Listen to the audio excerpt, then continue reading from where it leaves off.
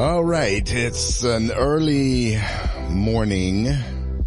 It's not really, it's afternoon, but it could be morning. Does that mean you just got out of bed? Nobody knows. Nobody has to know. No, it's afternoon. We usually do it in the morning. So yeah, Saturday. We usually do. That's why I'm saying it's morning. This is Friday afternoon. It's morning in America. November 18th, 2022. Hey, everybody.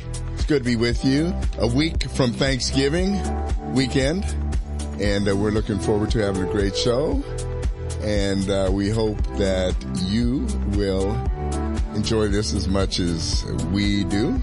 Yeah. Hey, Dave, we've had quite a week. Yeah. Oh, man, it's... I feel like this is our Groundhog Day show. Our Groundhog Day? Yeah, I remember it's cold outside, you know. Yeah. That, I tell you, that... You know, Bill Murray has been in some great movies. Awesome. He has been in some great movies. And one of the crazy ones, though, is, what is it? It's a zombie movie. I can't remember the name of it right now. It's not that old. Really? But, it's these guys, and they end up killing zombies, and they end up at Bill Murray's house. Really? Yeah, and then Bill Murray comes out, you know, as a zombie. God.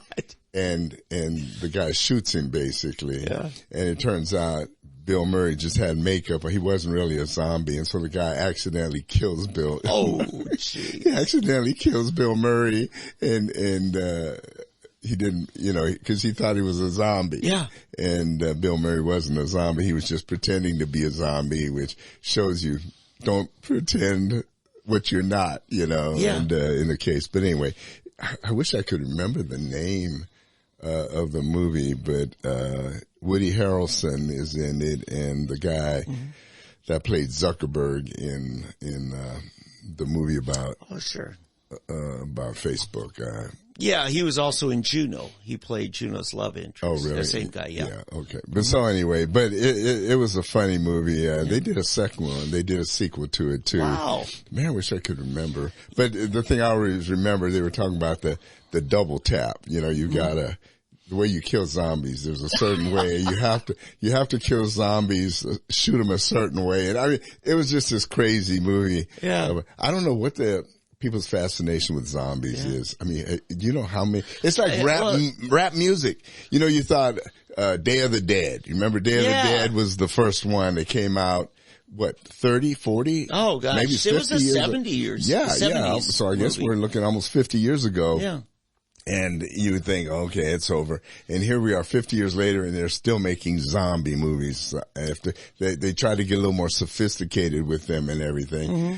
So I don't know I guess people believe that someday we're going to actually have zombies running around. Yeah, and isn't what is it called? The Walking Dead? Isn't that? Yeah, that's about zombies. That's a recent TV series, right? Yeah. Still going on? Mm-hmm. Yeah. By the way, Bill Murray, you know, I don't think he's done a movie in quite some time.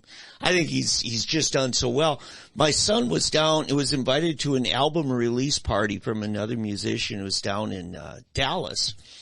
And they were just kind of, you know, playing some of the songs and Bill Murray shows up, and Jonathan's just in there. Bill Murray's just a little bit over from him. It was kind of, and he will do that. So Bill Murray, somebody said he showed up at a party they rented some bar, and Bill Murray goes back there and he starts being the bartender. When you're Bill Murray, you can do whatever you want to do, and nobody's going to say no because you're Bill Murray. You know, I think I've always pictured that about Bill Murray, that Bill Murray is not acting. Yeah. When he, in other words, when he is a character, he's not acting. That's really him. He's just being him. Yeah. In front of a camera. That if you meet him off camera, it's the same guy that he is on camera, you know. So, yeah, it's funny how when you meet some of these people, you expect them to be a certain way or not. And oftentimes you're surprised, you know, surprised to the good or to the bad. Yeah. So, but I would expect that of Bill Murray. That was pretty good. That's good to know. But, yeah, he'd be a guy. I could enjoy meeting Bill Murray. Yeah. I would look forward to that. That would be fun. My favorite, though, of all of his movies is still Groundhog Day. Well, yeah. That's a good one. Because you watch Bill Murray become what he could become, a decent human being. You know? Yeah. I don't know. I still like him in Ghostbusters. Yeah. Ghostbusters was a real good one. Yeah, one of his early ones was Stripes. I enjoyed that. Oh, Stripes was good too. Yeah. See, I mean, you have to be reminded of all of these things. Sure. That you start thinking, oh yeah, you know. So, but no, yeah, Bill Murray was good. He never seemed to be eager to be famous or be more than he is. He just seems like a guy that just enjoys life and move on. So. Yeah. And by the way, speaking of that, I'll segue into something. You know, Bill Murray was one of the original Saturday Night Live group. Not Ready for Prime Time players from Chicago. But this last Saturday, they had a guest host, Dave Chappelle. Did you catch it? No, I've seen parts of it, but I refuse to watch SNL. But I am a fan of Dave Chappelle, as raunchy as he can be. But he's, to me, an honest comedian. Yeah. He is committed to the art. I wouldn't go to his show. I don't, look for his material. But when I see his material, a lot of times it pops up on YouTube or something like that. And I think it's honestly done. And he doesn't play the game. He will not let anyone push him in a corner. That's it, because he started talking about Donald Trump and you could hear pin drop. Right. Not a single jeer, not a single boo. That's the kind of gravitas that he has. In fact, the writers boycotted and would not write for him. Yeah. Usually the guests that come on Saturday Night Live, the writers of the show will write material for them. Sure. But they wouldn't write for Dave. But it's funny because Dave doesn't need people. I was going to go there. He probably said, thank you very much. Thank you very much. I don't need you. And it probably was better than anything because they really have not had any good writing in probably the last 10 years anyway. And there are certain people they've had on there as guests that I could tell they came in and they helped write their stuff. Ben Affleck's one of them. Justin Timberlake is another. That's some of the best I've seen were the weeks they were co-hosting because they got involved in the skits and they were some of the best. So you're telling us you watch Saturday Night Live? Off and on. Now, when my, when my oldest son was really getting into creative arts and writing dramas and comedies and stuff, one of the things, when he got into music at age 13, one of his music teachers said, you have to expose him to all genres of music so he understands what's good and what isn't good in each of them and give him a well-rounded, arts education. And the same is true on writing. The same is true in, literature, composition, all that. So you have a son that does comedy? He's done a lot of things. Fact is, he just took a job. He's going to be editor of design for Forbes Media, Forbes magazine and stuff. He'd been with People magazine and, he's just done so many things. He's an artist. And you know what? He didn't ever go to college. Well, I had one semester or something. Because they don't teach us stuff in college. Oh, no. Most of it's natural. I learned that even in sports, the kids that become professional, whatever, soccer, hockey, football, you think these parents pay all this money. And I tried to do it early on and I realized after a while, wait a minute, this isn't it. But, the kids who end up becoming your professional, they either have it or they don't. Right. And a lot of it's not even so much, the talent that's instilled. It's just a natural thing, and they like it. They just like it, and it becomes natural. If your son or daughter don't naturally like it, for example, I have a granddaughter. I actually have 3 granddaughters and a grandson. And in the one family, I have a grandson and a granddaughter. And the grandson is very large. He's tall for his age. He's intelligent. He's very good. He would be a natural athlete, you would think. Mm-hmm. He just doesn't seem to. He's like Ferdinand. You remember the cartoon Ferdinand the Bull, where he would sit and pick up the flowers, smell the flower, you know. But he's got this little sister who's just a monster on the soccer field. Oh, wow. Oh, yeah. She's 9 years old. Yeah. And she's, her team just took second out of 147 teams in a big tournament, 147 teams in this big tournament in Northern California, and got a trophy as big as her. Yeah.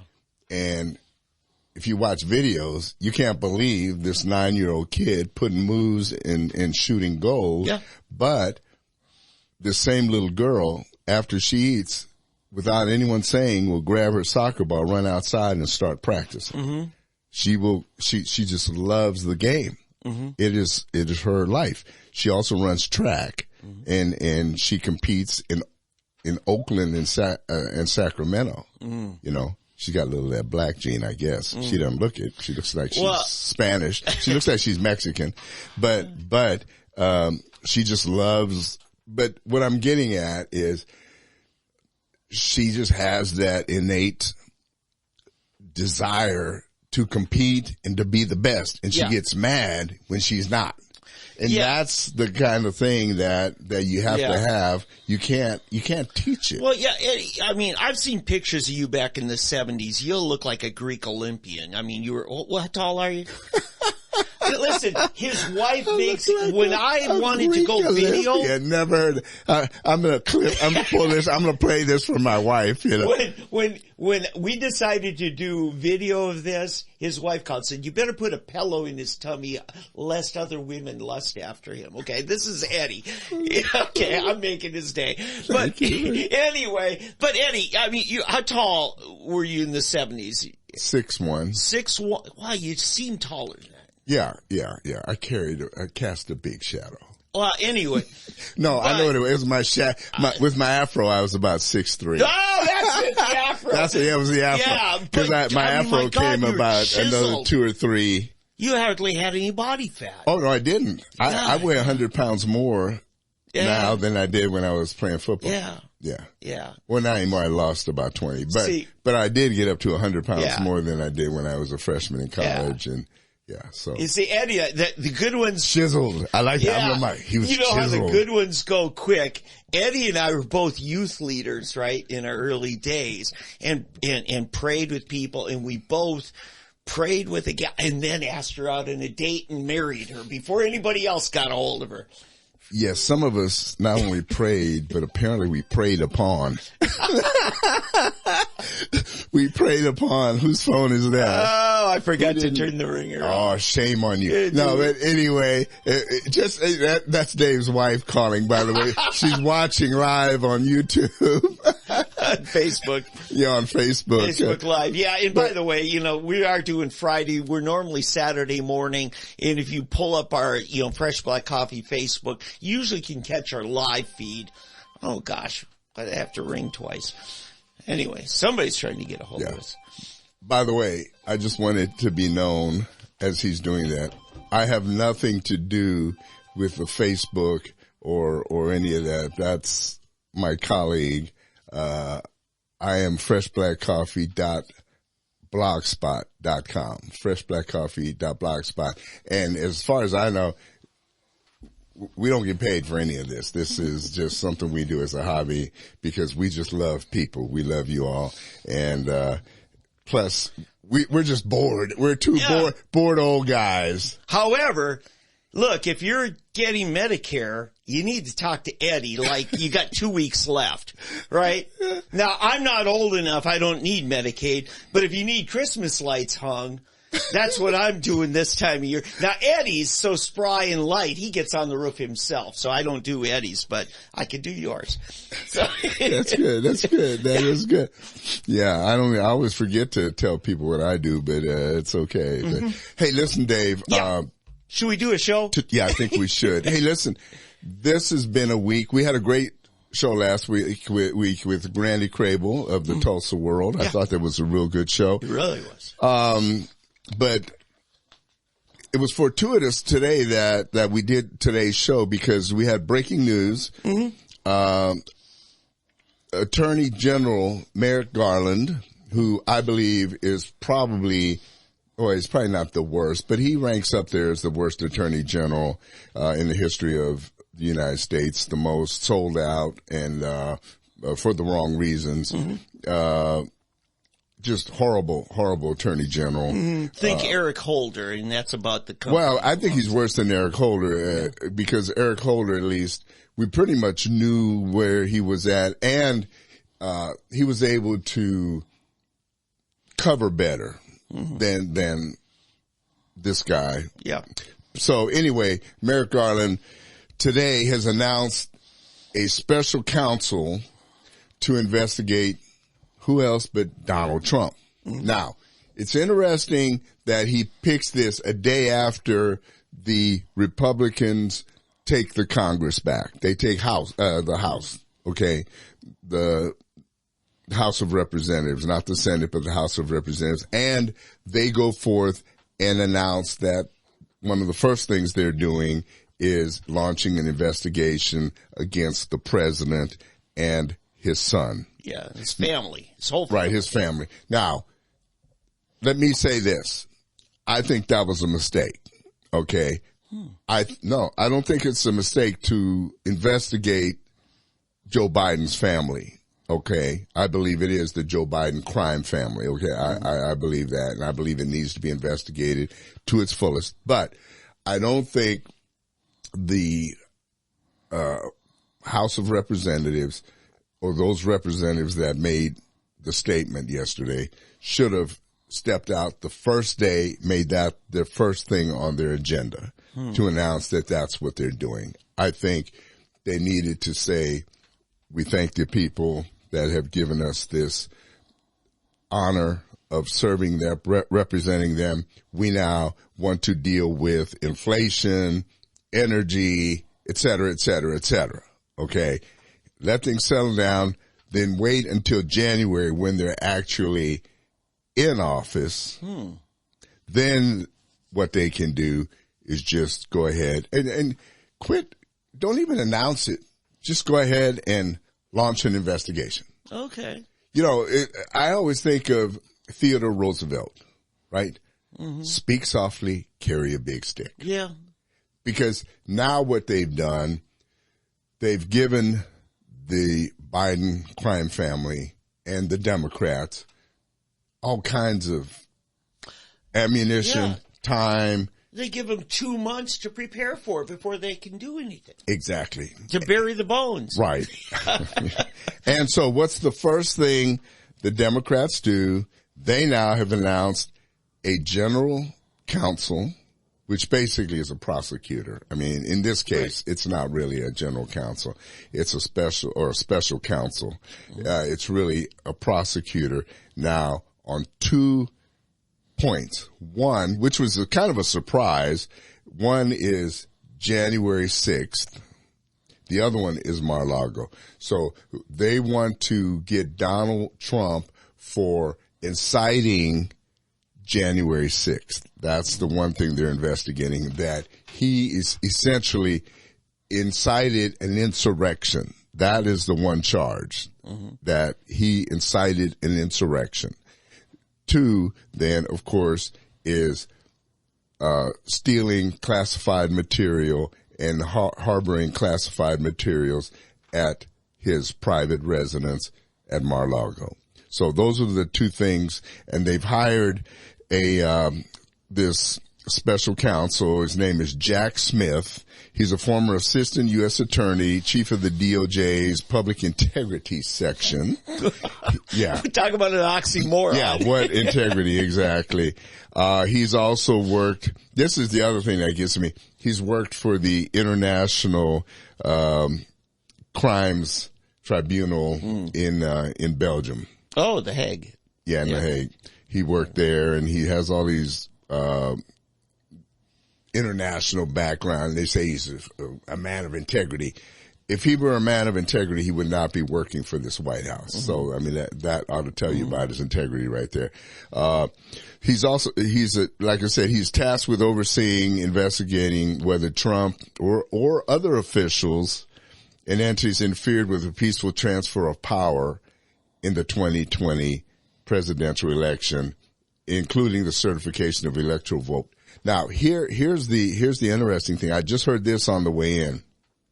This does not only involve Donald Trump. They're also going after members of the House of Representatives and the Senate. They're also going after Congress. And they will then try to bring charges against sitting members of Congress and sitting members of the Senate. So, in other words, because Congress took over, or the Republicans took over the House of Representatives, they're going to now try to implicate Republicans in January 6th altercations to get them out of office so that the Democrats can regain the Congress. So this shows you what we're dealing with here in the United States of America. It's more like the USSR. Yeah, a number of thoughts come to mind, and not all of them run along the same narrative. One, I think this could be Merrick Garland's Jeff Sessions moment, where he punts to somebody else. Because remember how deeply damaging that was to Trump when Jeff Sessions recused himself and gave over to special counsel to investigate the Russia collusion garbage. No, yeah. I don't think that's the case in this case. Well, that's one place I'm going, because to placate the ultra-leftist base. Yeah. Or here's the other thing. Could Merrick Garland basically be getting out of it so he doesn't have to kiss up to his base? No. What they're doing, they're trying to make it look neutral by having a special, which is supposed to be. Now, you notice the word independent is not in here. That's the one thing. Normally, when the Republicans have hearings, it's the independent counsel. That's a good point. This is a special counsel. There's no independent in here. That means he still answers to me, Merrick Garland. Exactly. Yeah, there you go. So basically, the jury is rigged. Also, it's all being done in D.C. Yeah. So you cannot get a fair trial in Washington, D.C. No. And I think that's a very insightful thing. And the fact that you cannot convict a Democrat of anything in D.C. and you cannot exonerate a Republican in D.C. Yeah. My other thing on that is it's almost an admission that the credibility, the integrity of the Department of Justice is so far damaged that he's got to bring in outside people. Yeah, and he thinks this is supposed to somehow increase their credibility. Yeah. It's almost like we're going to pass it off to this special counsel, so that makes it okay because I'm not doing it, but you are doing it because it's a guy that works for you in he's a Justice Department official who obviously was hired by your department and is in your department. So how can he be independent? If they truly wanted an independent counsel, they would get somebody that is acceptable to both sides. Yeah. And that's not happening. No, not with this guy. No. I will say this. This is an answer to Jim Jordan announcing what he's going to do. And I agree with you. Yeah. Jim maybe should have held his cards closer to the chest. But I think knowing what Jim Jordan is capable of, his communication skills are amazing. And that Jim Jordan, armed with everything on the hard drive from the Hunter Biden laptop, Jim Jordan could be the next Frank Church, if you remember the 70s, and uncovering all the corruption in the CIA, the FBI, and stuff, and really our deep state that existed then, and it exists now, to the point where Jim Jordan may have a draft movement for him to run for president. He will be that popular in a year. I think that could happen. Yeah, it's possible, but that's possible. It's just this whole thing stinks to high heaven, and I'll get into more of that later. But again, this is purely an attempt to counter. It's like we're in chess. We're in a chess match right now, and it's I'll see you this, and I'll raise you this, and so we're playing this game now, and it's going to see who blinks and who's bluffing. And who's not. Yeah. And the only thing we can hope for, this is what troubles me to some extent is at what point will the Supreme Court step in and say, time out. This is not happening. You guys have to stop because this is not right. Now, I think they're going to let it go to a certain point. I think some people, Merrick Garland in his speech said we're going to have a quick, short investigation, but there's only one way they can do that is if they basically, it's like, I remember an old joke where a guy was talking about, nigga, we're going to give you a fair trial, then we're going to hang you. Yeah. In the old South. And, whereas, with Trump, they're saying we're going to give you a fair trial before we convict you, And that's kind of if they do that. The other thought is, and this is what I was hearing on the way in, is that they're going to drag this all the way out into 2024 to make it so beleaguered. That's what I expected. Well, and let me tell you, and this is something I'm going to get to later, what's happening already, which is concerning me greatly. Okay. And it's not going to go away. Yeah. But, something has to happen and something has to, something has to turn to stop. So anyway, but that's the news. A special counsel's been appointed. They're going to go after Donald Trump for Mar-a-Lago and January 6th. Yeah. It's almost like let's throw whatever we can out there and see what sticks. Yeah, I got one more comment. Yeah, on sure. that. Go ahead. If you're saying that they've already said it's going to be quick and to the point and da-da-da-da, that means they've already written the script in. They're just bringing in the special counsel to lip sync it. Yeah, this is Milli Vanilli. This is bringing in somebody to be their mouthpiece. To make it look like it's more independent. Yeah, somebody who wasn't part of any of our corruption that we've been in for the last 4 years. We brought him in, and he agrees with us. Right. That's really, Right. And the key is going to be now, if I can turn my mic on, that's what it looks like. But the key is going to be how loyal and how true does the party stay to Donald Trump. And I'll just bring it up now, okay? I'm very concerned. This week, since actually in the 2 weeks almost, or a week and a half since the election, I keep hearing from people, including my own kids, it's time to move on from Trump. It's time to move on. So many Republicans. I had a discussion with a gentleman here in my building today. Oh no, we got to move on. Trump brought us. He did good. 2016. 2016 was great. He got us on the right track, but now it's time to move on. Things have changed, and he's to this or to that. Everybody now is upset with his manners and all kinds of things. And so people are ready to, dump Trump, essentially.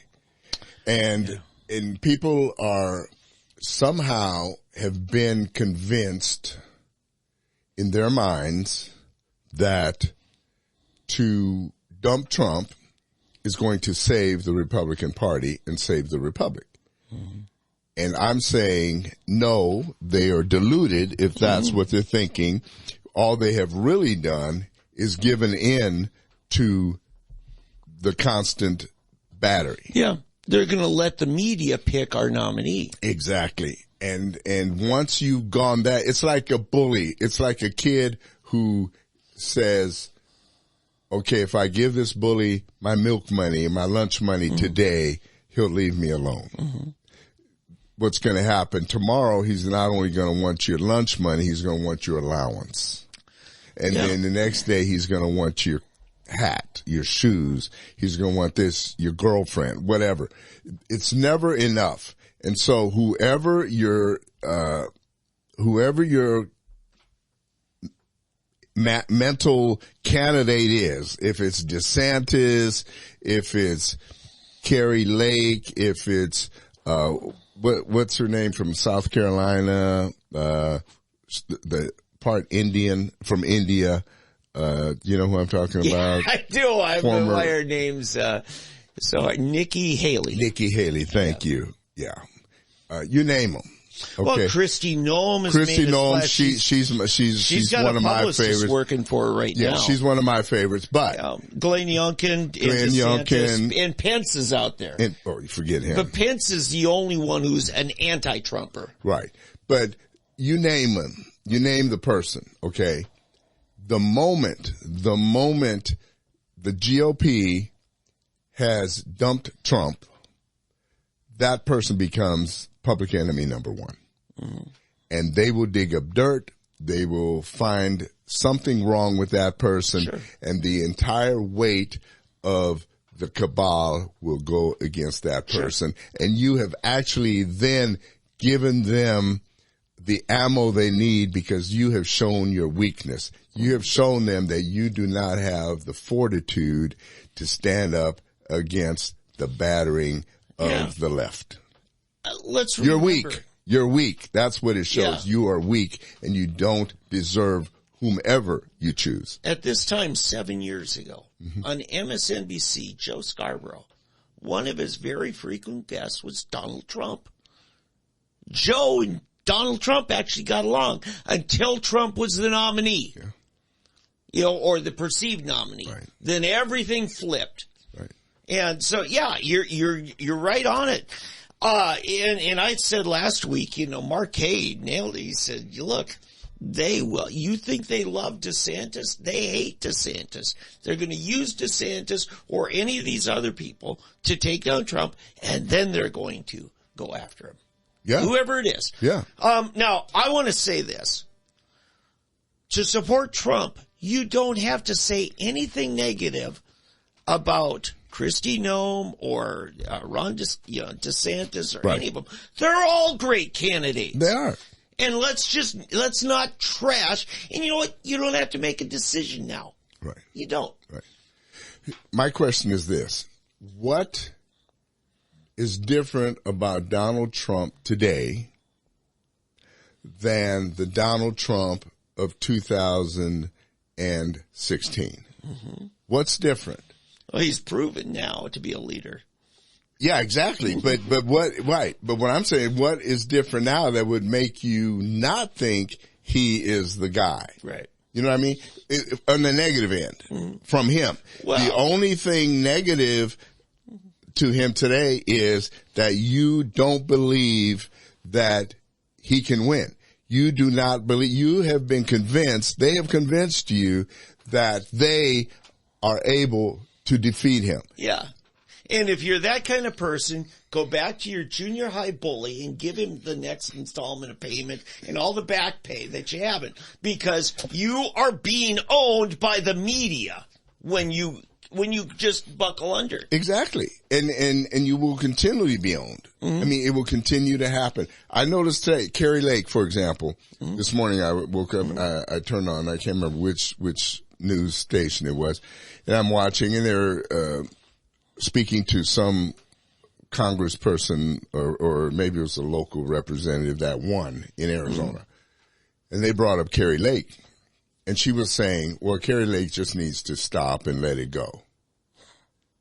You know, about Maricopa County and everything that's wrong there. And they said, well, yeah, maybe, who knows. But Carrie lost, and it's time to let go and move on. They want to throw Carrie under the bus. Yeah, sure they do. Yeah. Because she won her race. That means, well, everything's okay. Everything's fine. Her race was in a particular district. It wasn't statewide. It wasn't as important as the entire state of Arizona, which could impact the nation. Yeah. For example, if Carrie Lake had won and she could revamp the electoral process in the state of Arizona, it can affect what happens in the outcome of the 2024 elections. And this is my problem with people like Karl Rove, for instance. His job was to get GW elected. But you know what? And Rush Limbaugh, no less than Rush Limbaugh, ripped into Bush for throwing other Republicans under the bus. And this is the problem you see with politicians in their handlers, is for whatever advantage, small advantage, very temporary, they will throw anybody under the bus. Yeah. Listen, coming from a nation, having in my birth, part of my blood, half of my blood, comes from a nation that was known as the Nazi Party, okay? Knowing what they used, how they did it, okay? And how it happened, how the Nazi Party became popular, how they came into power. I've seen this, okay? I've seen it. I saw it. I've studied it. How the Nazis came into power, how Adolf Hitler became the Führer, the leader, the Führer. Okay, that's all it means, the leader, or the leader. That's what, Heil leader, hail to the leader. He became the leader of the nation. And it came because he continually brainwashed the people. Yeah. And he made them think that he was for the people. Karl Marx, Alexei Lenin,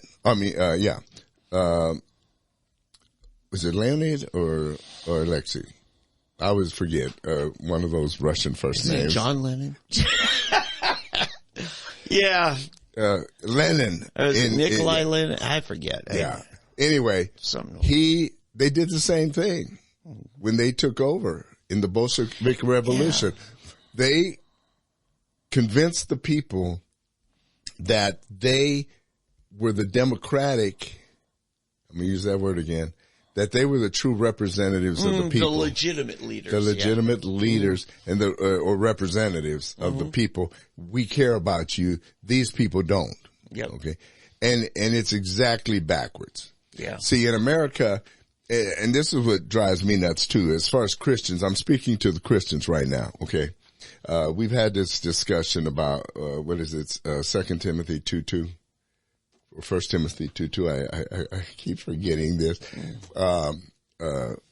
Your prayer for the king. Oh, sure. Yeah. Right. Yeah. So, yeah, let me look this up for you because this is very important, I think. It's 1 Timothy 2:2. Pray this way for kings and all who have authority so that we can live peacefully and quiet lives marked by godliness and dignity. Okay.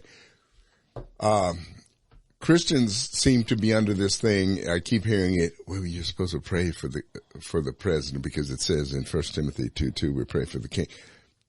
Joe Biden is not my king. No. We do not have a king. And I've said this before, and we've got to get this in our minds. America is built on an upside down platform.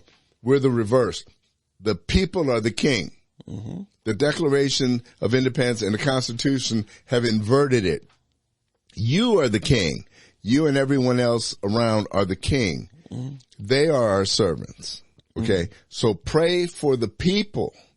Pray for the nation. Pray for the people. You do not pray for the president to have all the power to rule. No, the president is not to rule over us. The president is to serve, to serve. Excuse me. The Congress, the Senate, they're sent to serve. When they lay their hand on the Bible, do you solemnly swear to serve the police? Okay. That's what it is. The police are there to serve. What does it say, or did it used to say on the side of police cars? To protect and to serve. Yep. But somehow we've got this all backwards. I'm reminded of 1 Samuel 8. In 1 Samuel 8, the people begged for a king. They want a king. We want a king. We want to be like the other countries. We want a king. And Samuel told them what would happen if they had a king. Yeah. And the people didn't listen. We don't care. We want a king. We're reliving it right now. Yeah. We're reliving it. America has decided they want a king.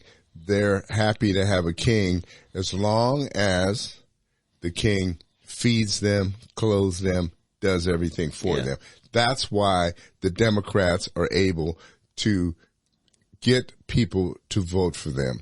The people who see beyond this, that you're enslaving yourselves, you're selling your souls, you're selling your children, you're selling your posterity to the government.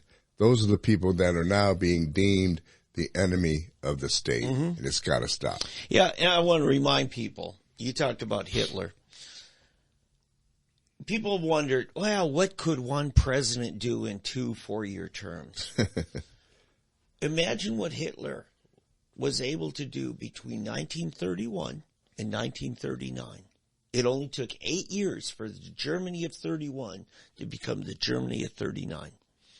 And we have to stand up. To quote Hillary Clinton, it's my right to speak up, and I will disagree with this or any administration. Yeah. And it was her right. I had no problem with Hillary. I have no problem with Democrats and the things they want to say. I have no, this is what drives me nuts. They're talking about they have to protect democracy. Democracy does not need protecting. You got to let it go. Democracy is when people are free to say what they want to say. Yeah. You don't need to protect it. Yeah. And by the way, I've got something we didn't talk about in a pre-production meeting. Facebook announced that they're going to keep the permanent ban on Donald Trump on Facebook and Instagram. You know why? He got in front of a camera at about 2 p.m. on January 6th, and he told everybody, go home. Stop. This is not us. And they took that video down, and they've been lying about him ever since. Now, here's my thing. They took Trump down, not for spreading misinformation about vaccines or COVID, like they do to so many of us. They just did that to you and me. One of our YouTube videos got taken down. But they're taking him down because he spoke out against their political objectives. So let me ask, what about the revolutionaries in Iran? What about the college kids speaking up against the tyranny in Iran? Are you going to take them off Facebook? Because they're undermining their government, like you claim Donald Trump is. Well, they had the Ayatollah on Facebook. Yeah. So, and that's my point. On Twitter. They're willing to allow both sides to speak freely in Iran, but not in the U.S. That tells you they are no longer a platform. They are a tool of a political machine. Mark Zuckerberg admitted it to Joe Rogan. The fact that the FBI basically manipulated. He was going to do whatever they told him to do. Exactly. Yep.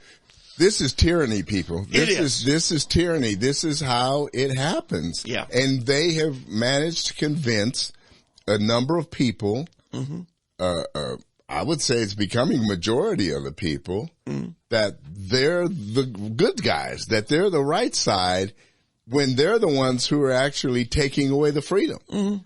They're getting people convinced that to take away freedom is actually giving freedom. I mean, it's the weirdest thing I've ever heard or seen. Yeah. We've read about it. We've heard about it. But to actually experience it is just the weirdest thing, to see a government take away your freedom and convince you that this is giving you freedom. This is how you get freedom. Yeah, they by sleight of hand.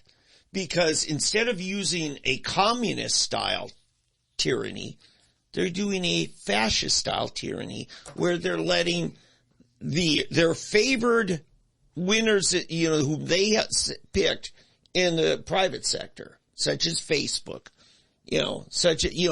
all those things. Well, take AT&T. They are the favored mobile carrier of the government, and they will turn in all of your private data to the government anytime they want it. They don't work for you. AT&T works for the government. What's really tragic is they're using a communist regime to also give propaganda and help them, which is communist China through TikTok. Yep. And TikTok right now is the most popular medium among youth. Anybody 22 and under, TikTok is the thing. And so they can continue to they have these, what they call them, influencers. I mean, it's a weird of saying influencer, and so they get some airheaded young guy or girl or transsexual or this or that, and they get on and they get a popular YouTube, but TikTok page or whatever you call it, and they do these little videos, and you start manipulating the minds of the youth, right? And the next generation. I mean, one thing. Dave and I, we have an expiration date, okay? And it's coming up. We won't be around when our children, our grandchildren are going to see the full maturation of a lot of what's going on right now. But we are standing here now fighting. We're fighting to stop it. And we're trying to warn. We're giving a warning. And it's got someone has to stand up and fight this stuff. And if you don't do it, then we can't help you. But there are some leftists who are expressing concern about TikTok. Yeah. Now, here's the hypocrisy of it. Google, AT&T, Apple, they give all their stuff to our government, but these liberals are a little bit concerned that TikTok is giving all that data to some other government. It's okay to take away your privacy Fourth Amendment rights as long as it goes to our government. Right. You see the hypocrisy there. Yeah, I do. Yeah. So there's a lot of hypocrisy going on right now. Yeah. And bottom line is it's all about the money, and people then are deluded. And Dave, I believe there's a spiritual component. I believe the father of lies, the great deceiver, Satan is what we call him, is involved in this. He's blinded. When I first got saved, one of the things that opened my eyes, the Holy Spirit opened my eyes to things I'd never seen before. But, Ephesians, 2, really struck me. And, it's so true. And I'm going to read this. It says, as for you, this is who I was before my eyes were opened by receiving Jesus Christ. And I pray for you. I don't know. This was not our intent to go this way. It's just ended up here, but this is very important. As for you, you were dead in your trespasses and sins in which you used to live when you followed the ways of this world and the ruler of the kingdom of the air, the spirit who is now at work in those who are disobedient. All of us also lived among them at one time, gratifying the cravings of our flesh and following its desires and thoughts. Like the rest, we were by nature deserving of wrath. But because of his great love for us, God, who is rich in mercy, made us alive with Christ, even when we were dead in our transgressions. It is by grace you have been saved. And God raised us up with Christ and seated us with him in the heavenly realms in Jesus Christ, in order that in the coming ages he might show his incomparable riches of grace expressed in his kindness to us in Jesus Christ. Because it's by grace we are saved. But the important thing is we were blinded. We were blinded by the prince of this world, the ruler of the kingdom of the air, and the spirit who is now at work in those who are disobedient.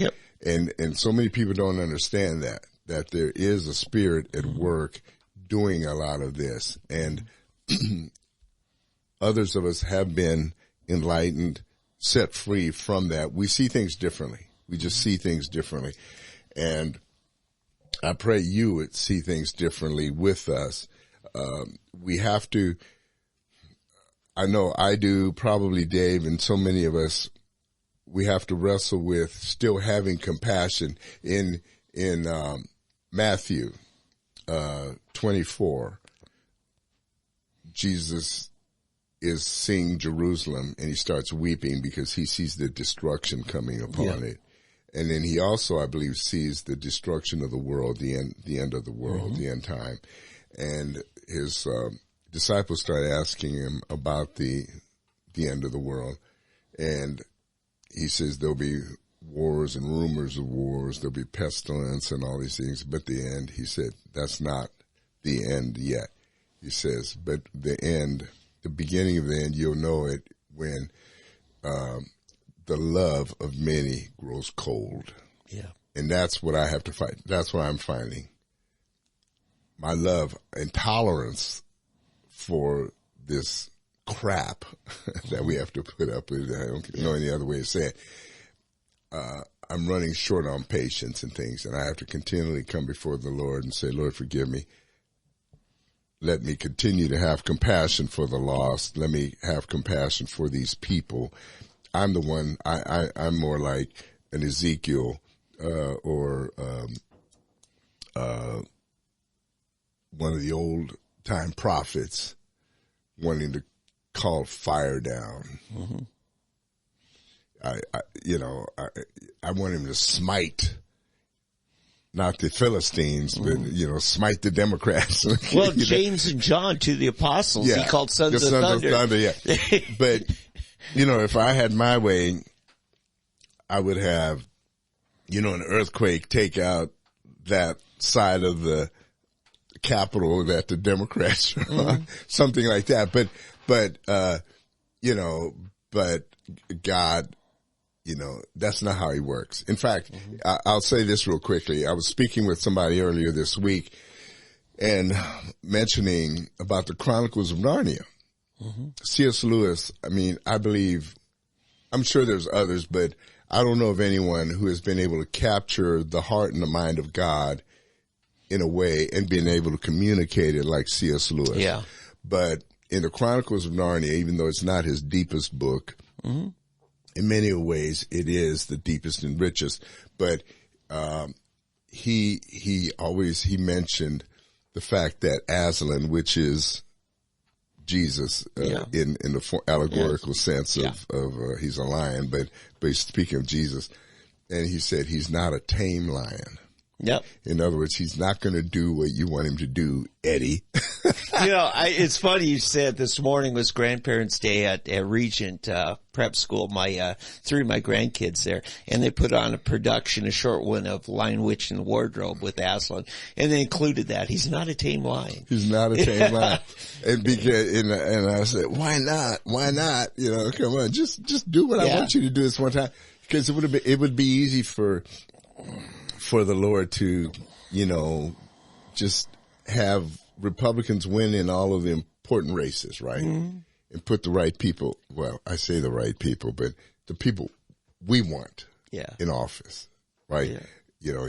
He could have had, say, Carrie Lake win. He could have had Dr. Oz win and all down the ticket, and we could change all the laws and everything like that. He's got a bigger plan, a plan I can't understand. Yeah. I don't see it, but somehow in the end, it's going to work out. That's the life of faith we have to have, okay? But in the midst of it, we still have to do our part. We still have to fight. Yeah. This is what's so... There's always going to be faith. In fact, I had a roommate back when I was an early newborn Christian, and he said, Brother Dave, I need your prayer for my finances. And I hear this concept. And I said, Joe... what you want is for God to give you enough money that you no longer have to trust him for your finances. That's what you're wanting. Yeah, that's true. It's give us this day our daily bread. Our daily bread. And tomorrow we'll ask for tomorrow's bread. Yeah. So, the only thing we can say for sure is God is in control. Jesus loves me, you, and everybody else, whether they love him or not. And I believe the angel of the Lord is going through the world, still seeking those who love him and are called according to his purpose.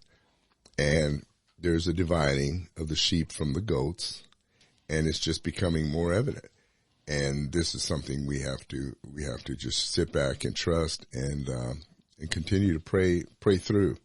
And one of the important prayers is that we may be found worthy at his appearing when he does return, that, or we go to him, that we are worthy of it all, which is in the final battle, the book, The Final Battle. If you have never read the Chronicles of Narnia, do yourself a favor. You've got to read these books. It's not a children's book. Yeah. It's a book written for children that is not a children's book. I mean, it's hard to explain that, but it's wonderful. But it really is. It's so deep.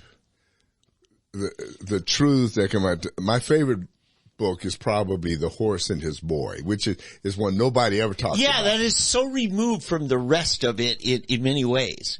And my favorite part is a part where this kid, it's the boy, and he's asked to go save these people, warn them that the enemy is coming. There's an enemy coming. He's got to, and he's tired. He's been attacked by a lion.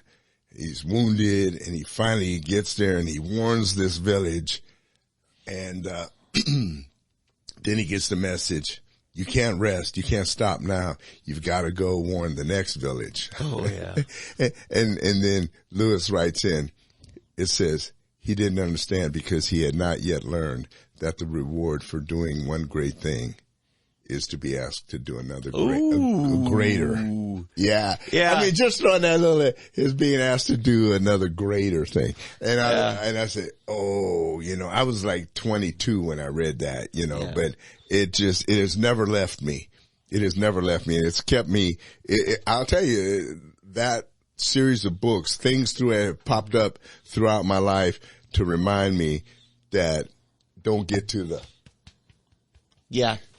And I have to say, I like the book, the last one, The Final Battle. The Final Battle. And my favorite line, this was memorable, when the centaur comes charging along and encourages everybody, further up and further in. Further up, further and there's in, no end to the understanding, the knowledge, the wisdom, and the insight into the heart of God. There's always going further up and further in. You're never done getting to know God deeper and better, more profoundly. Yeah. He answers a lot. I mean, there's so many things in there, I believe the enemy army, I think it was Muslims, the way he describes it. Yes. I think it's Muslims, but how they go into the tent and they had been worshiping a different God. Or a different image of God, but they were truly thinking it was the true God, and therefore they met the real God. Oh yeah. and he accepted, but it took him, he had to reveal himself as the real God, but then you had the people that were fake Christians. They were going, they actually met the demon. Yeah. I mean, there's so much there. It's just crazy. I mean, if anybody ever really did the films justice, not Disney. No. Those movies were not. No. The first one was okay, but the one they really blew was the Dragon? Voyage of the Dawn Treader. Yeah. They just ruined that movie. Just totally destroyed it. Yeah. But anyway, if you have not read those books, in fact, two books I can highly recommend. One is the series, The Chronicles of Narnia, or the whole Chronicles, the whole set.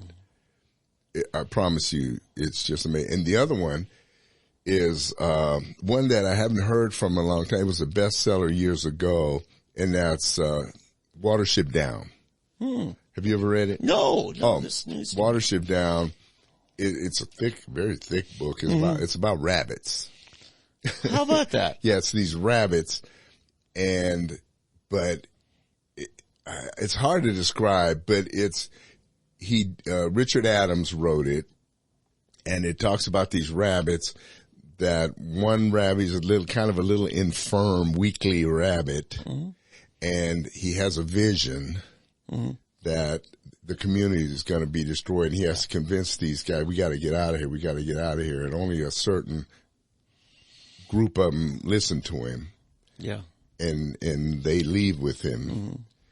And then it has, each one has a different personality. Yeah. But in the end, it took each of their personalities, including the little weakly one. They needed him. His weakness ended up being a strength in the whole scheme of things. Yeah. I do want to say, the Narnia series, I think, was written pretty much in the 50s, if I remember right. Probably one of my favorite other series, 2 books by Frank Peretti in the 80s, This Present Darkness and Piercing the Darkness. Fantastic. To me, that is so realistic. Yeah. Now, if you lived in England, you'd want to read That Hideous Strength. Oh. Because it's about the end That's times. a prophetic book. Yeah. That's a prophetic book. Yeah, but you got to start with The Silent Planet and Perelandra in order to truly understand it. And but yeah, so we're off. I'm sorry, we're off book into review show. We're off into your whole literary world. Yeah, book review show. But no, I think it's important. That's because it gives you insight to the battles we're fighting here in America today. Yeah, it does. But what's interesting about they've changed the names. Yeah, Out of Silent Planet is the Journey to Mars, and the other one, Journey to Venus. Yeah, and then that Hideous Strength is still the same, but they've changed the names of them. Yeah, and to me that's dumbing it down because you're supposed to figure it out yourself. Yeah. But no, those are excellent books. And then, I mean, those 3, and then the Chronicles and Watership Down, and then, of course Peretti's books. Yeah, those are also just awesome books.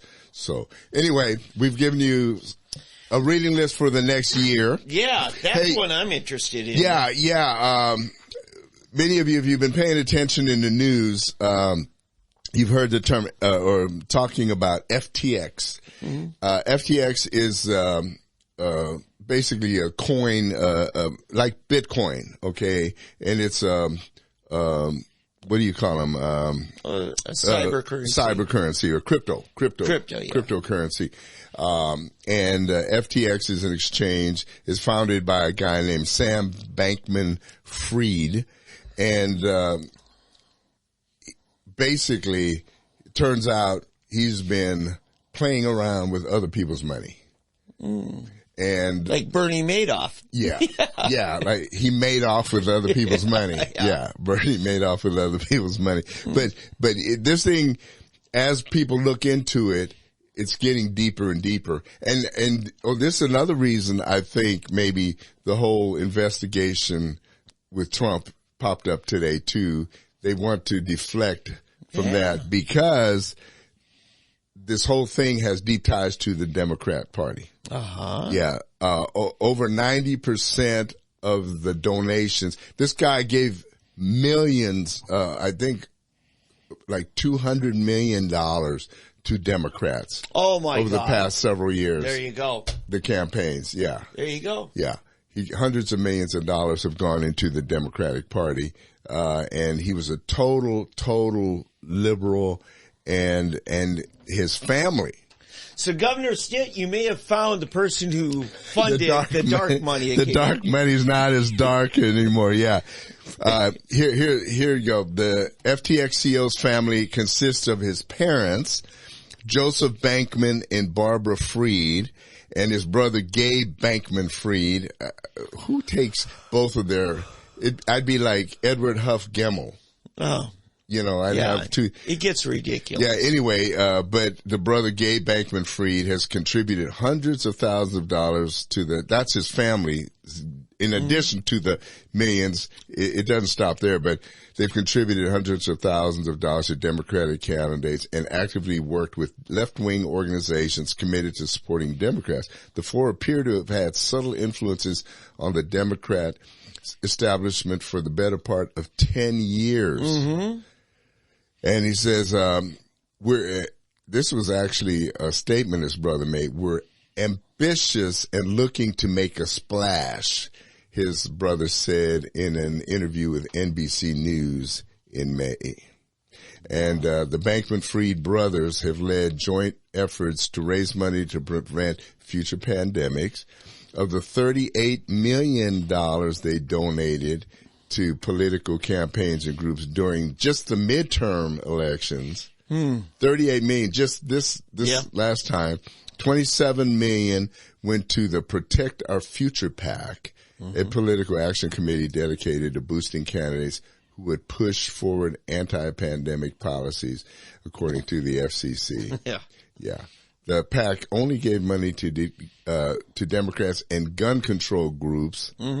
Every Town for Gun Safety Victory Fund. Bankman-Fried's donations to the PAC represented more than 99.5% of its total money raised. But anyway, it just goes on and on. Now, here's what's interesting.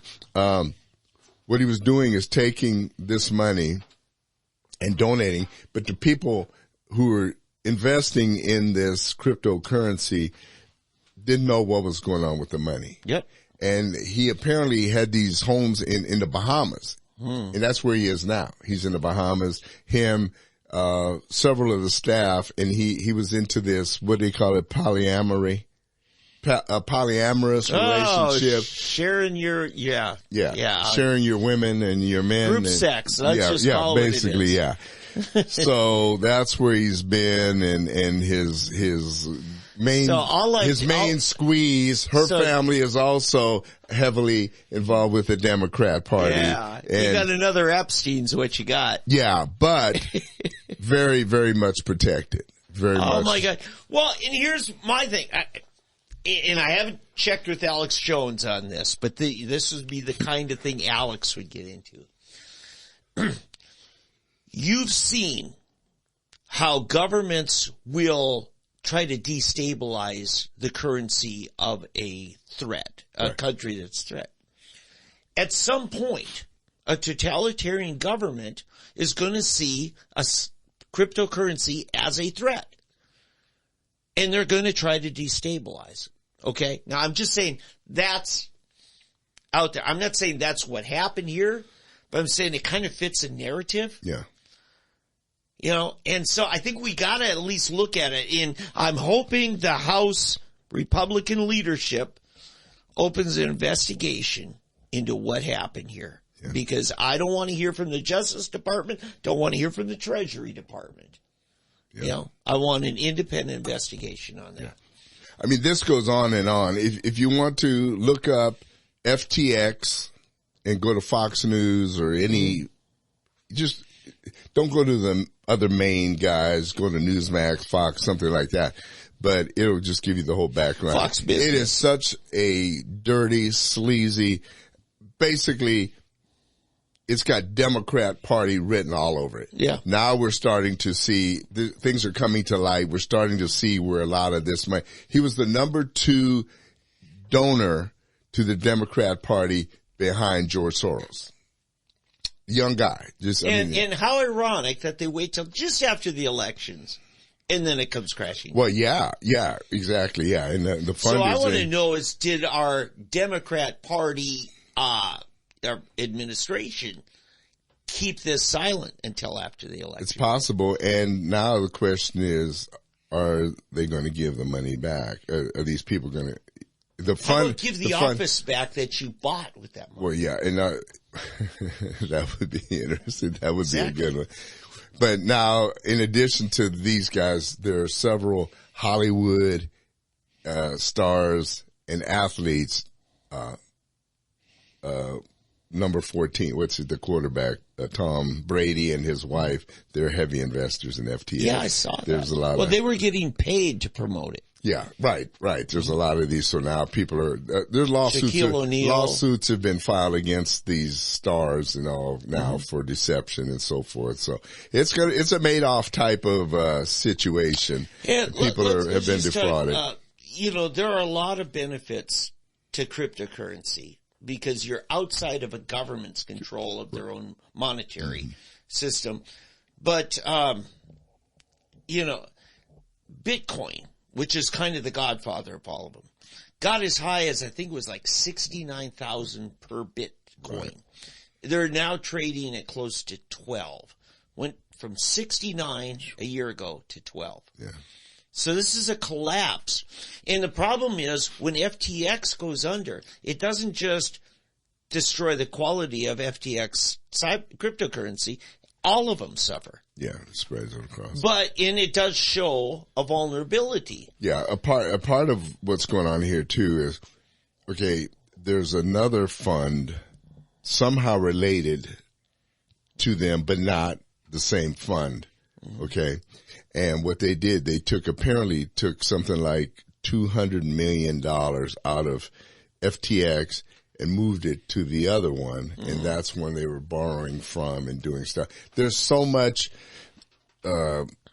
shenanigans involved here but no one's in jail. No one is even, there have not even been any charges brought. But what are they brought? They got a special counsel going after Donald Trump for January 6th and Mar-a-Lago. Didn't you remember back in the 80s, the junk bond king, Michael Milken? Yeah.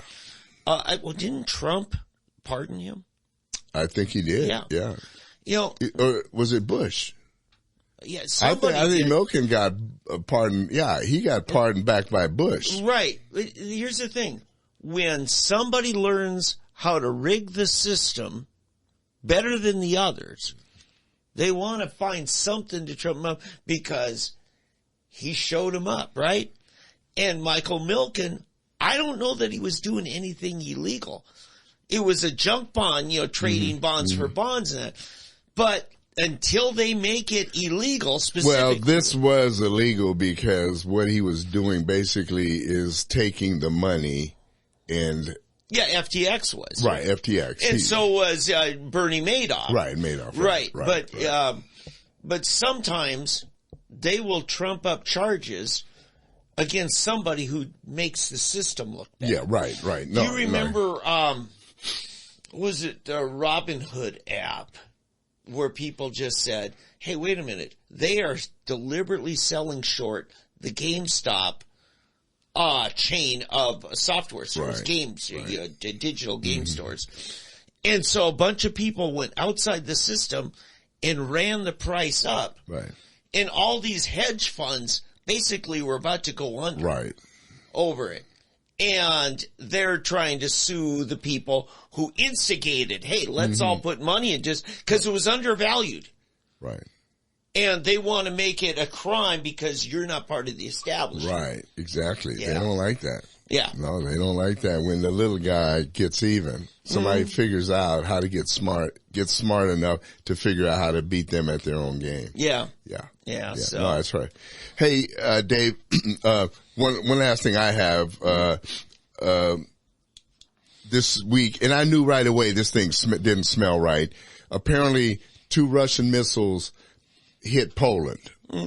And I said, nah, that doesn't, Russia can have a lot of things, but I know Vladimir and the gang are smart enough to not fire missiles into Poland. Yeah. Something stinks. It was either done on purpose to try to drag NATO into it. And of course the major media, now it's on, Yeah. But then we found out what actually happened was that it was,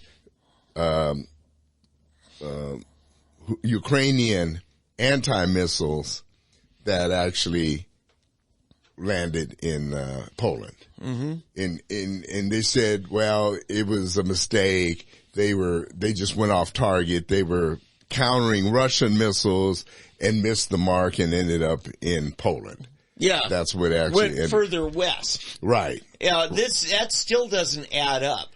How does a missile that's supposed to be protecting from another missile to the east end up 100 miles to the west? Yeah. To me, it's almost like a Gulf of Tonkin thing, and that's from that's exactly what my initial thought was, and I still am not convinced that it's not right, is that they were trying to frame Russia. They're still trying to get everybody involved in this to fight against, because it's starting to turn. I'm seeing more and more people starting to say, wait a minute, something's not right here. Something's not right. We need to get out of this. We need to get out of this. And really, the war's being fought, Ukraine's war is fought mostly with Ukrainian soldiers, but with American dollars. American dollars, right. Europe's not Europe's pretty much backed out. Yeah. They're remaining silent now. Mm-hmm. And it's basically the U.S. and Biden and saying, we're going in money-wise, but we're not giving you any people. We're just going to give you money. You do whatever. Even though our own borders are open, mm-hmm. our people are hurting. Mm-hmm. I think I did the math yesterday. I think we're up to almost $100 million that we've sent, and they're getting ready to send some more. Of course, that'll stop in January. That will stop. It's going to stop. The Congress, the new House of Representatives will put an end to some of that money. Yeah. Well, without oversight. I mean, they will definitely come down and say, we want that money accounted for. We do not, because I understand a lot of these Ukrainian officials now have chalets in Switzerland. Yeah. And that's where a lot of this money is going. These people are buying these places in Switzerland, so they have a place to flee to as soon as it gets really bad or whatever ends up. They're going to Switzerland. I mean, Yeah. I talked to a Russian immigrant to the United States just about a year ago. Well, it started last February. And I said, is there any good guy? And he's Russian, right? And he says, no, neither side. No, neither. No, yeah, of course. That's obvious. Yeah. Both countries are corrupt. Russia wanted that thing along the Black Sea there. Yeah, Crimea. Mm-hmm. Yeah, that whole area. And Ukraine, they want Crimea and they want that money, that Western money. Mm. So, that's where we are. Yeah. I do have one state news I want to say. Watch this. Get this on the radar because it's going to come. The FBI, actually the Justice Department announced investigation. Yes, this is our Merrick Garland. Investigation of Oklahoma as a state and Oklahoma City as a municipality for violating Americans with Disabilities Act in denying the civil rights of the mentally ill. And I asked somebody who's been at the legislature for years and advocating and helping families, 4 years on this. I'm telling you, there is a problem, okay? We've turned over to law enforcement basically to do what the state should be doing and used to do in having a public sector infrastructure to deal with public mental health. Now, Tulsa was not named. Ironically, just the day before, Mayor G.T. Bynum announced that the city is pledging $1 million, or at least Bynum is pushing for it, for added resources to deal with youth suicide. And one of the points Bynum brought up is, since the pandemic first started, youth suicide attempts have increased 520%.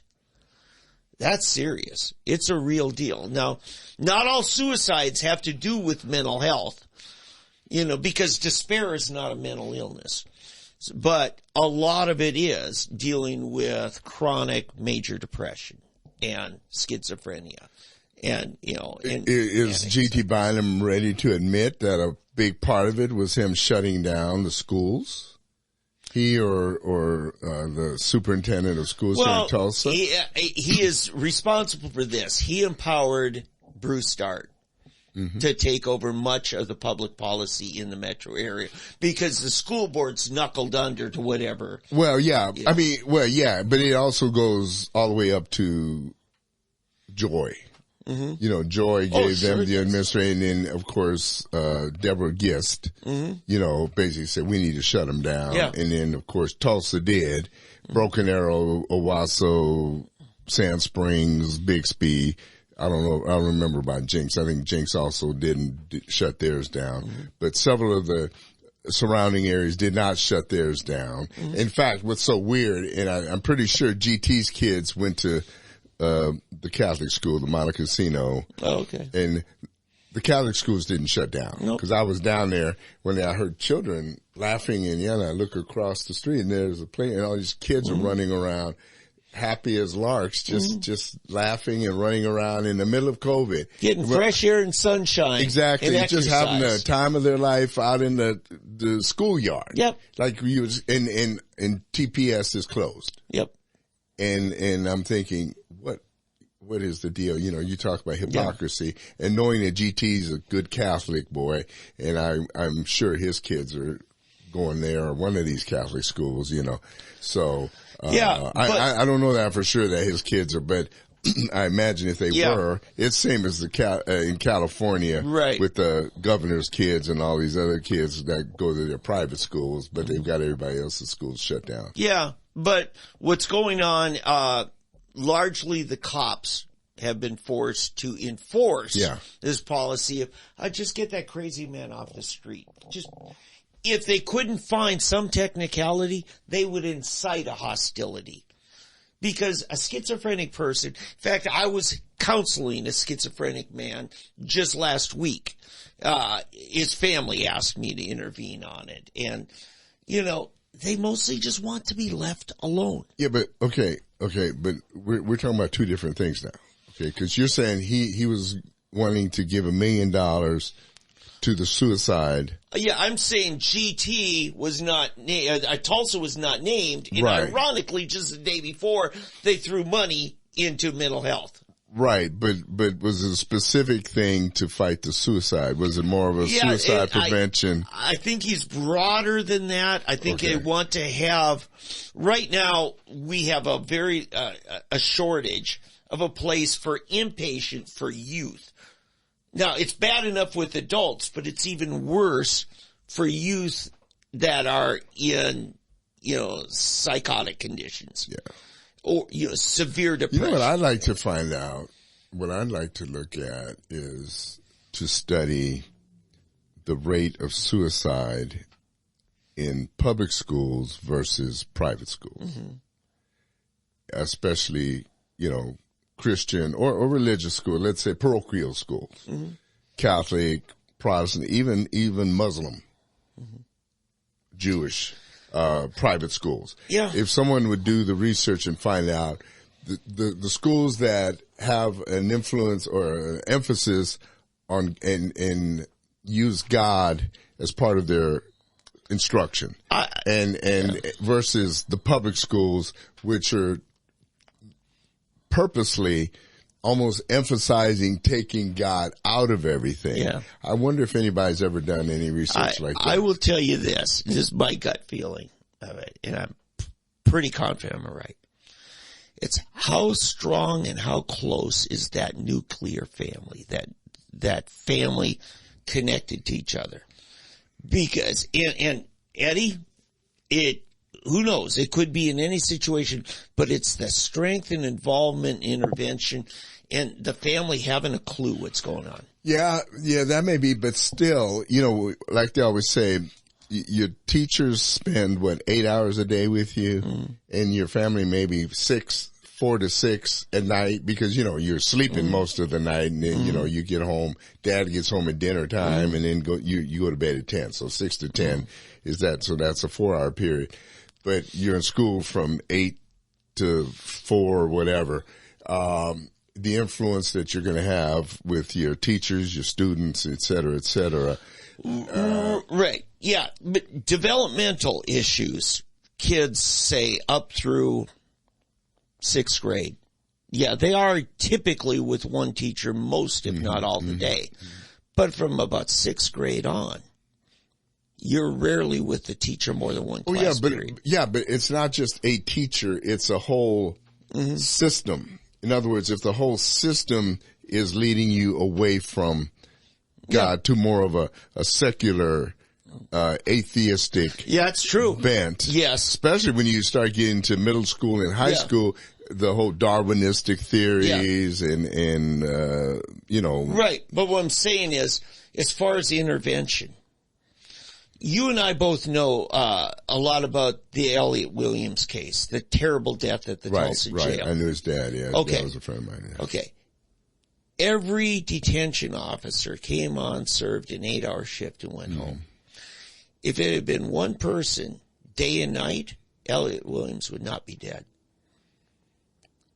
But they just, as long as he was alive, my shift, as long as I did what I was supposed to do, covered objectives, they don't take ownership. No. And that's only a parent takes ownership. It's the same in nursing homes. Yeah. Nursing homes, same deal. Yeah. My mother-in-law died in a nursing home because they neglected her and she choked to death in her crib there, you know. And I know it's tough, but you know, you're caring for your mother at home. Yeah. Yeah, that's why I would never. You're a good boy, Eddie. Yeah, listen, I would never have my mother in a nursing home. If she's gonna go, she's gonna go in her bed in her house, you know. Oh, that all women were as blessed as Eddie's mother is. Well, praise the Lord. Yeah. So, I'm with you though. And listen, if GT is actually honestly doing something for the mentally ill, good for him. You know, I commend him for that. Well, I think $1 million is nothing. I don't think it's enough, but it's a start. I'll say it's a start. Yeah. And hopefully more can come, more will go to that. I prefer to see that go to that than I do some of these, what is it? CAP, you know, CAP. Where they do for these community action programs, early childhood learning. Yeah, well, it's much more than that. Yeah, because that is a game system. Program. And I won't even go to. Maybe one day we'll spend a whole thing. But on let that. me just really quick say. Yeah, please. I believe constitutionally, mental health policy is the authority and domain of the state. Okay. The federal government deeply undermined the ability of the state to do it, particularly by a 1979 Supreme Court ruling which says a person has a constitutional right to stay mentally ill if they want to. And you can't make them get any treatment unless they threaten themselves. See, this is where I have a problem though. When you start dealing out jurisdiction, in other words, it needs to be the jurisdiction of whoever is closest to the person. Well, yes. So to me, it should be the city, state, and then the federal, rather than the federal, the state, and the city, because the federal is never going to do it right. The state sometimes does it right, and the city should always do it right. Well, that's how I look at it. I agree with that principle. What I'm saying is authority and responsibility go hand in hand. In our state constitution, authorizes the state. Federal constitution is limited, does not cover this. Right. Okay. And when we act on it, when we intervene, we're using district courts, we're using state law, statutory authority. And because that exists, you know, at the state level, when you are brought before a mental health court judge, they are a state appointed judge. Yeah. And so all I'm saying is responsibility and authority go hand in hand. Well, that may be who decides who is mentally ill and not. I'm just saying, but the responsibility for taking care. It's like me. I believe it's my job as the son to take care of my mother. Oh, Eddie, I will tell you this. And then, you know, and then it's the communities, you know, the neighbors to take care of that, and then the church family, and then you know. That's how it should go. Okay, Eddie, our state constitution specifies every county must have an order. Dave, no. I don't want to talk a constitution. I don't want to talk. Wait, stop. Let me finish my thought. Really? Yes, really. When do we finish my thought? Well, when I get through with you're missing my point. My point is, see, you tend to think of things legislatively, governmentally. I'm thinking humanly. If you really want to deal with human issues, with mental disorder, illness of any kind, you've got to start with, for example, St. Francis over where my mother, it was founded by a family. That's how it started. The Warren family, right? Yeah. So you got a family that cared, started doing, it's built into this incredible, I mean, it's overwhelmed now again still. Okay. Once the state starts getting into it, then all of a sudden, and it gets, that's when you start having issues. St. John's. I was, operated on there years ago. Nuns were taking care of me. I've never had better treatment than I did with the nuns. You get rid of the they got rid of the nuns now. The nuns aren't there anymore. It's not the same. Okay. It's because you've got nurses that are paid for by the thing, which is run by the state, and the Fed is, you know, that's what I'm trying to say. That's all I'm trying to say. And I'm making your point for you, Eddie, before I was cut off. Right. The county, the state constitution says it's the county's job to have an orphanage and a poor farm. Okay? And so there are things that back up exactly. It should be a municipal thing.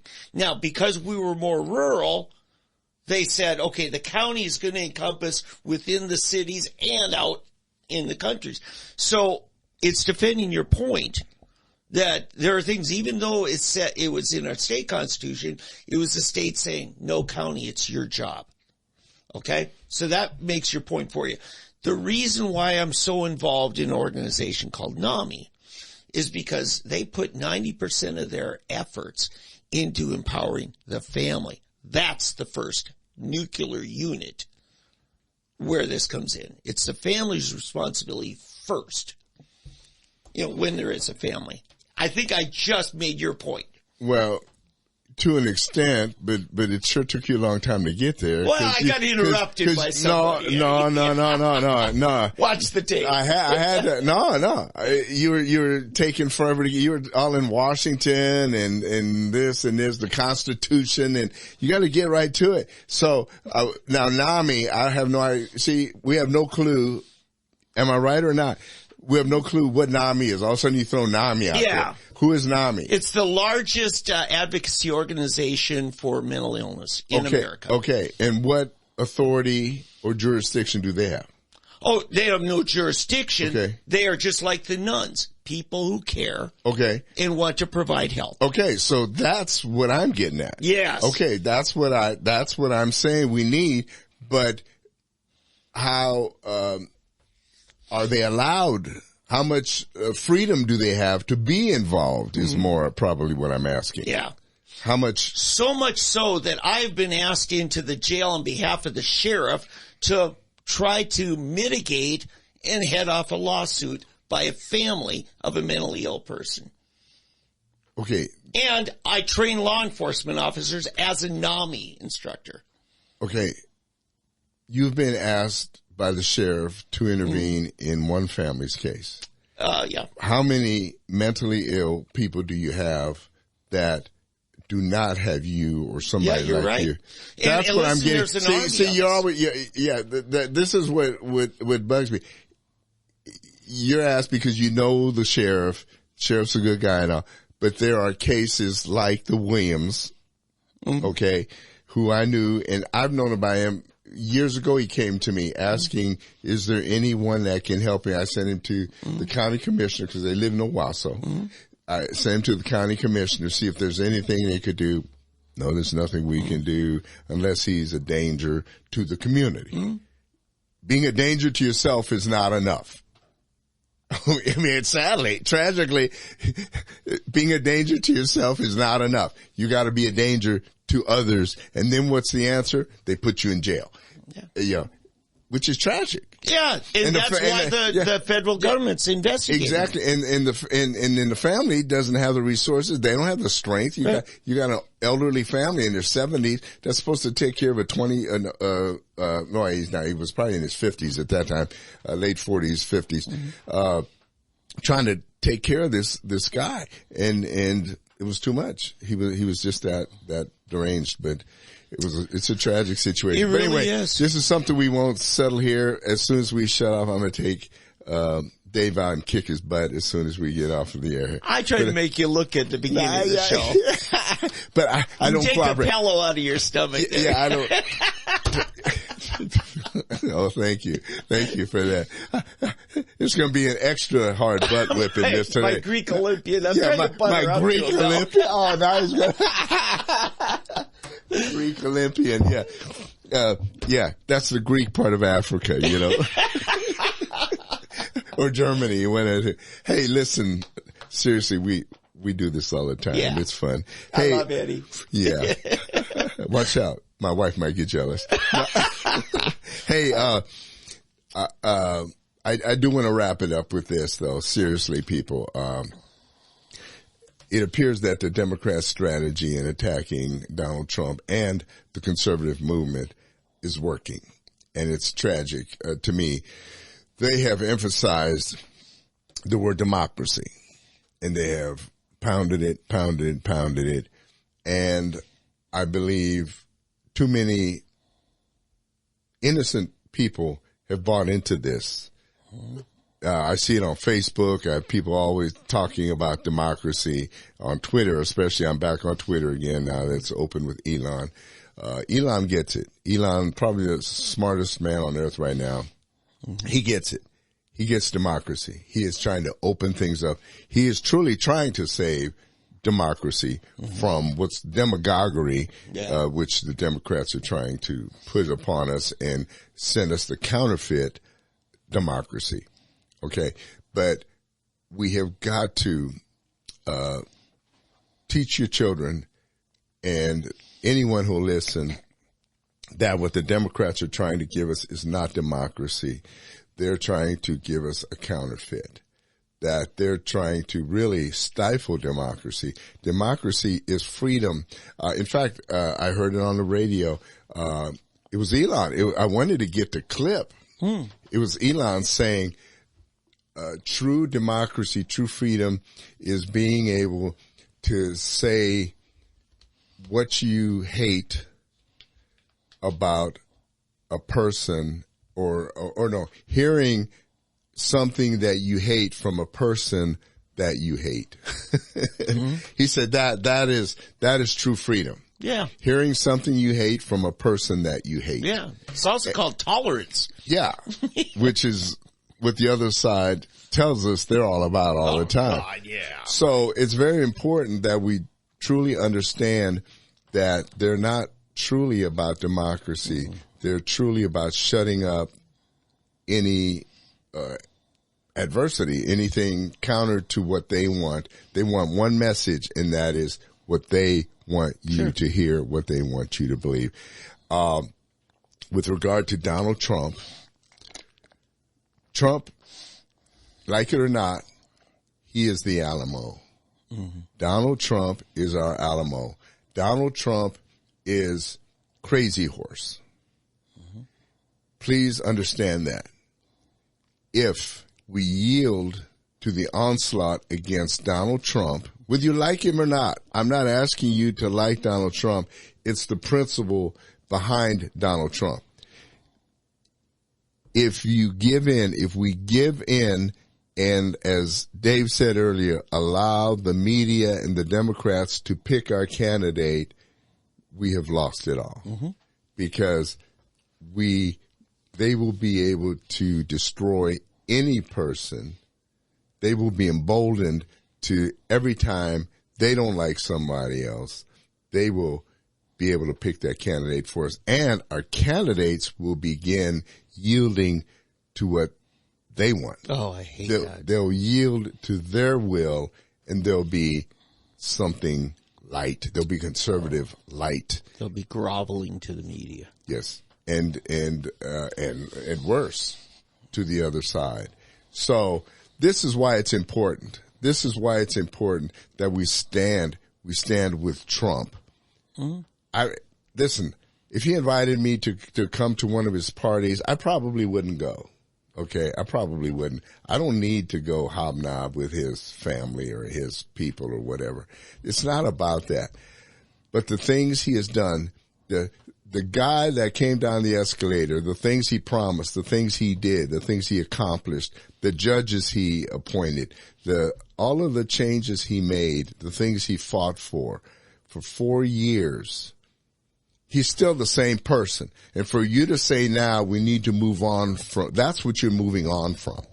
You're basically saying it wasn't enough. We didn't like what you did. What is Ron DeSantis going to do for you? What is Kristi Noem? What is, you name, fill in the blank. What are they going to do for you that Donald Trump did not do for you already or was not going to do for you? The only thing that they could possibly do would be maybe to make Democrats like you. Is that what you want? To have Democrats not think badly of you? Jesus talked about something in the Bible that was called the fear of man. And fear of man was one of the worst things that you could do or have, is the fear of man. So I'm asking you today to rise up and stand up in principle. Donald Trump is Nebuchadnezzar. That's what God's given me this image of Nebuchadnezzar. He may not be the most godly guy. I don't care. He defended Daniel. He defended the Jews. He is the man I believe we need, and we need to defend him and stand up with him, or all is lost. If all is lost, and this is the time, this is truly the end times, then praise God. But I will not go quietly, Dave. Oh, I was just going to say, didn't Jesus say something like, woe unto you when men speak well of you? Yeah. You know, you got to quit wanting to grovel up to the prince of this world, to the, how's the world treating you folks? Well, I don't expect the world to treat me very well. Mm-hmm. Just get over it, Yeah. All right. Yeah. Amen. All right. It's that time. Happy Thanksgiving, everybody. Yes, happy Thanksgiving, everybody. We'll see you on the other side. God bless.